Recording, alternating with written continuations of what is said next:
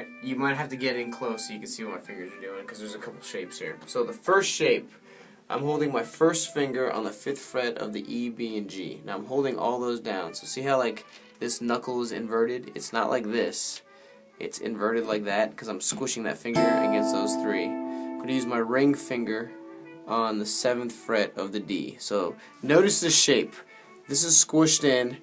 This knuckle is popped out, and it's making like a little bridge so that it doesn't touch these strings. This is like pretty much the hardest shape you're going to have to do.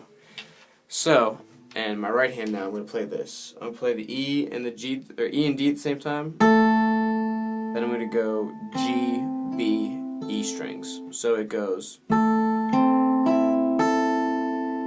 And this is going to be a common theme between all the chords. You're always going to start with these two strings. And either walk up or do like a back and forth. So I went bing boom bing or boom boom bing. So it's either one of those two. Alright, here's the next chord. So look over here. So I was here. Here's the first chord. Now I'm going to put this finger here. Take this finger away. So this is 6th fret of my D. And then my pinky on the 7th fret of the high E. This finger's still doing the same thing. I just went from this to that. Alright, so this is 7th fret, 6th fret, 5th fret. So now right hand, I'm going to do the opposite. I'm going to do this in the beginning, like I did before. But I'm going to go B string, G string, E string. So first one I go, second one. Now the third chord I think is pretty easy. It's just this finger is going to bar D, G, and B, and pinky all the way in the 8th fret. So 5th fret, 8th fret. And I'm going to do the same pattern as the first one. So both these, and walk it up. So I have first chord, second chord, third chord. Now this fourth chord is pretty tough. Here is a B minor bar chord shape.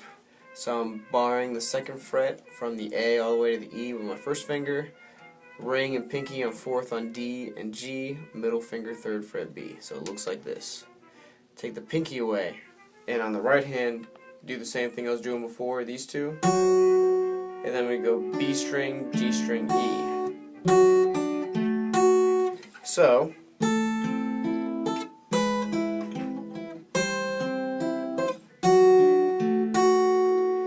last part's pretty easy. It's an F chord, so I'm doing the F like this. 3rd fret, D, 2nd fret, G, 1st fret with my first finger on the B and the E. This one's kind of tough. Notice my finger's kind of sideways. I'm holding with the side, and I'm making little bridges or little arcs right here so it doesn't touch those strings. And I'm going to go with my right hand, this, and walk it up. So I went these two, then these two individually, these two again the same, individual, same, and then the B and G string, hammer on 1st fret with the first finger and 2nd fret with the 2nd finger, and play those again. So, O, O, hammer, and the last little part, 5th fret on the E, slide from 7 to 8 on the A, back to 7, whole thing.